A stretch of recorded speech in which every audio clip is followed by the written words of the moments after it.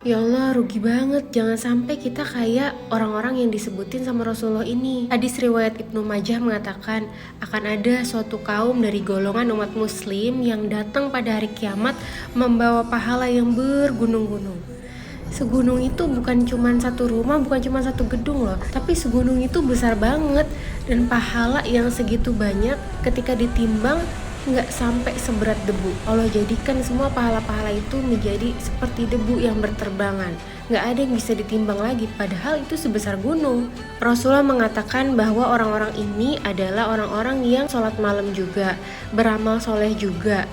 Soleh kelihatannya dari luar, pokoknya kita ngelihatnya orang ini soleh banget. Tapi apa yang membuat pahala mereka jadi hilang, yaitu ketika mereka bermaksiat kepada Allah dikala sendirian. Jika bersendirian, mereka menerjang hal-hal yang diharamkan sama Allah. Jadi keluar nih aslinya diri kita ketika kita sendirian. Ketika nggak ada siapapun yang menilai kita, cuman ada diri kita sama Allah.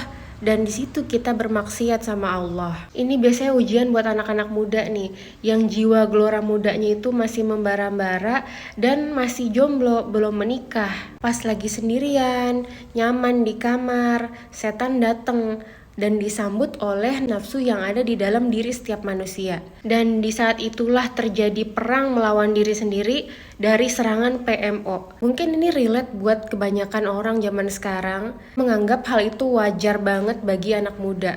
PMO itu wajar banget karena merasa nggak menyakitin siapapun, nggak merugikan siapapun, ya cuman urusan dirinya sama Tuhan. Tapi di sini ternyata Rasulullah udah bilang bahwa orang yang seperti ini nanti amalan-amalan kebaikannya yang lain akan terhapus seperti debu yang berterbangan, walaupun sebesar gunung amalannya, walaupun besar banget amalannya. Tapi ketika sendirian dia nggak inget sama Allah. Solusi pastinya yaitu tentunya adalah menikah, menyalurkan hal tersebut dengan cara yang halal dan berpahala malahan. Tapi kalau belum bisa menikah, solusi jangka pendeknya adalah kita tidak membiarkan diri kita dalam keadaan yang membuat kita diuji kekuatan imannya saat bersendirian tersebut.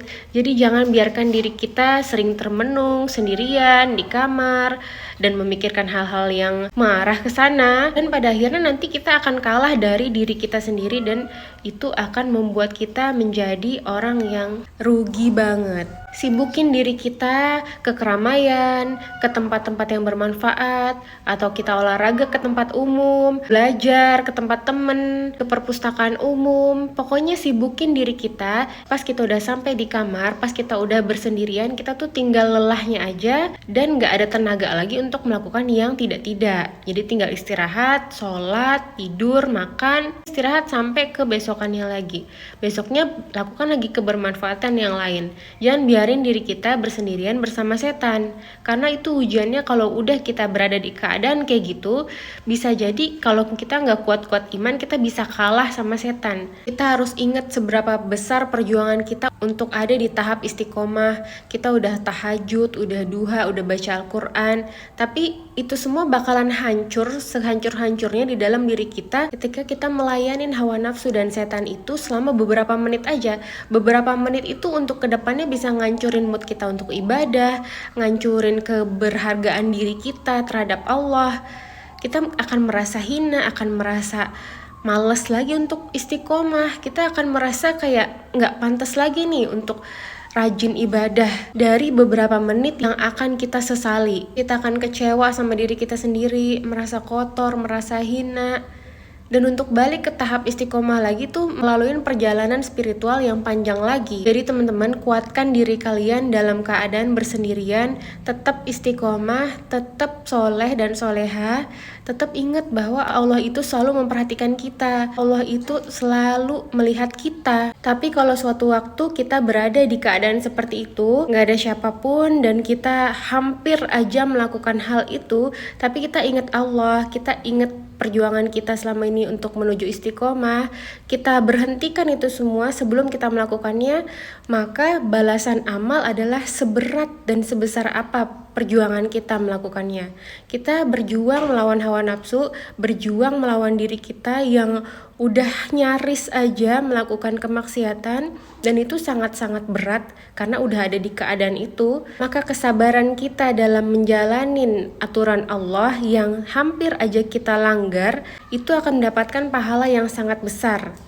Karena sangat besar juga perjuangan kita untuk melewati masa-masa kritis beberapa menit ini sebelum kita melakukan hal yang buruk itu dalam bersendirian. Kesabaran ada dua macam, kesabaran dalam menjalanin ketaatan, menjalanin ibadah, kesabaran untuk sholat, kesabaran untuk bersedekah, kesabaran hati kita untuk belajar menuntut ilmu, dan kesabaran jenis kedua adalah kesabaran menjauhi kemaksiatan. Kesabaran menjauhi mabuk-mabukan, kesabaran kita menolak PMO, kesabaran kita menjauhi dan menolak pergaulan bebas, menolak ajakan teman dan lingkungan kita yang buruk, terus menjadi baik dimanapun kita berada.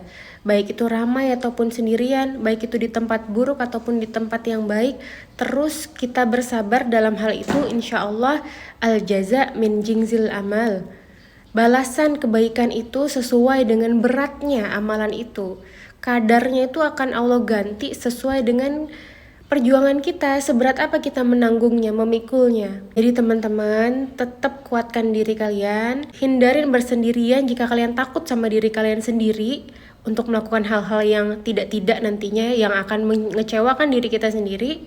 Kalaupun itu terjadi dalam diri kita, masa-masa kritis itu Allah ujikan dalam diri kita, kuatkan diri kalian, buang aja dulu HP-nya, pergi ke keramaian, jangan diturutin, nanti kalian akan menyesal, batin kalian akan menjadi rusak, dan amalan kalian akan menjadi debu. Semoga kita selalu dilindungin Allah dari keburukan diri kita sendiri dan dari keburukan orang lain. Amin, amin ya rabbal alamin.